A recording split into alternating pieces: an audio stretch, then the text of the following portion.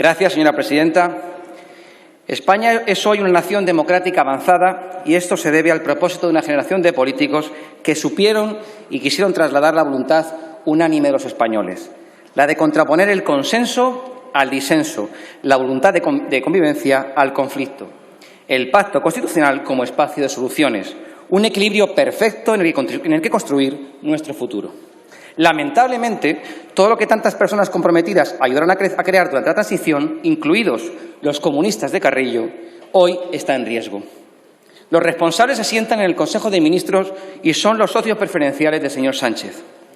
Hace hoy 2 semanas, la portavoz del Grupo Parlamentario Popular alentaba desde esta tribuna: España sufre un embate rupturista contra las instituciones del Estado. ¿Esto por qué sucede? Verán. Estos revolucionarios de salón, el señor Iglesias y el señor Garzón, ya son ministros. Ya está. Ya se sientan en el Consejo. Pero en lugar de trabajar buscando el bienestar y el progreso de los españoles, disimulan. Y lo hacen creando problemas donde no los hay y apuntando a nuevos enemigos. Ahora toca al rey. Acosan al rey de España, que no se puede defender por imperativo legal. Por imperativo legal. Esa es la penosa manera que tienen de justificar una silla en el Consejo de Ministros. No es libertad de expresión, ya no son solo dirigentes de un partido político, son ministros del Reino de España, por mucho que les pese. Decía el señor Iglesias el 13 de enero en la zarzuela: prometo por mi conciencia y honor cumplir fielmente las obligaciones del cargo de vicepresidente segundo del Gobierno y ministro de Derechos Sociales y Agenda 2030, con lealtad al rey, guardar y hacer guardar la Constitución como norma fundamental del Estado. Lo ha incumplido todo. Lo de estos ministros es un ejercicio permanente de distracción, disimular que es el primer ministro del Partido Comunista de España de la historia en un gobierno de 20 y tantas carteras, al que le ha correspondido 1/4 de cartera, consumo, cuyo mayor logro ha sido denostrar la principal industria del país, el turismo, al que gracias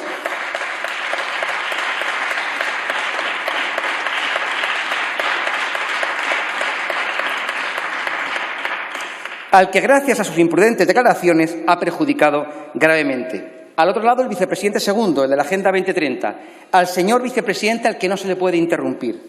¿Será en el año 2030 cuando conoceremos algunas de sus propuestas o la agenda, o vendrá a comparecer en la comisión que le corresponde?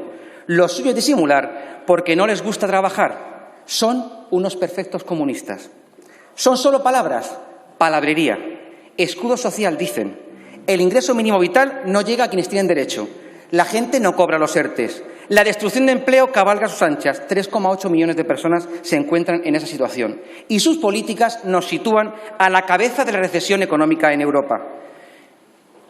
Me gustaría dirigirme ahora a los diputados de la bancada socialista, que se presentaron por una de las 52 circunscripciones de nuestro país. Piensen en sus votantes.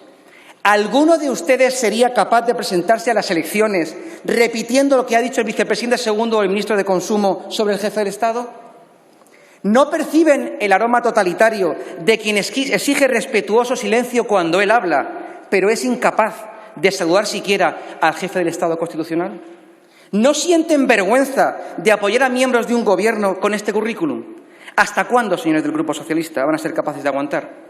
¿Hasta cuándo 2 gobiernos en uno? ¿O es el miedo a perder el gobierno? Le voy a dar más datos para que reflexionen. ¿Qué ha hecho estos meses el señor Iglesias?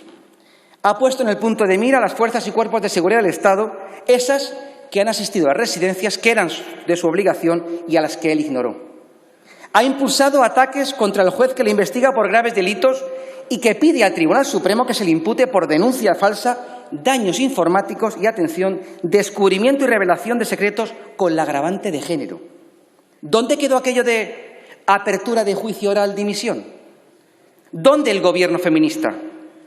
Pues bien, como ambos no ofrecen soluciones, tienen que calmar sus voces más radicales cuestionando la figura del rey. Tienen que justificarse de alguna manera ante quienes quizás no les hubiesen votado si hubieran conocido su incapacidad. Quizás tienen que justificarse ante sí mismos.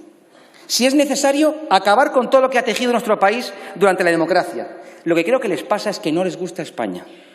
No les gusta España. El último despropósito del vicepresidente segundo es arremeter contra el Poder Judicial, que le está investigando. la independencia del Poder Judicial y la separación de poderes, que junto al principio de legalidad nos hacen a todos iguales y nos hacen seres libres.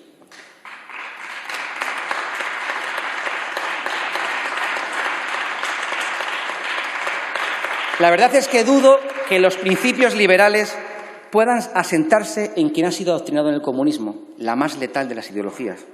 Ayer fabricaban un nuevo concepto los socios de gobierno, la mayoría viable, un fraude que consiste en establecer como mayoría parlamentaria no la predeterminada por las leyes, como venía siendo hasta ahora, sino aquella que se ajusta al reducido apoyo parlamentario con el que cuentan para con ello conseguir desmontar todas las estructuras del Estado.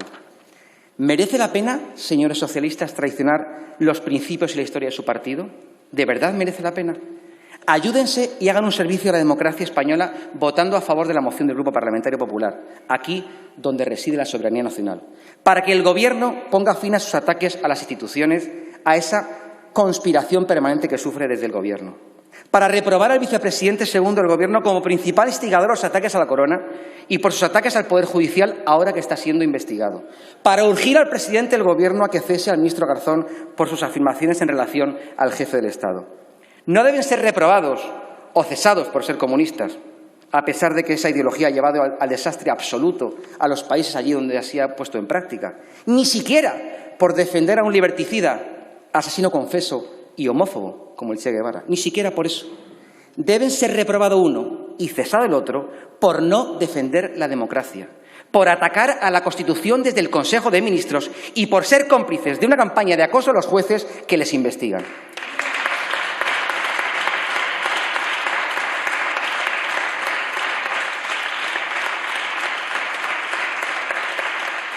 En definitiva, deben ser, insisto, no están aquí porque no han tenido ni el coraje ni el valor de estar presentes ante esta reprobación. Deben ser reprobado uno y cesado el otro por querer llevar a España a la peor versión de sí misma. Muchas gracias. Muchas gracias.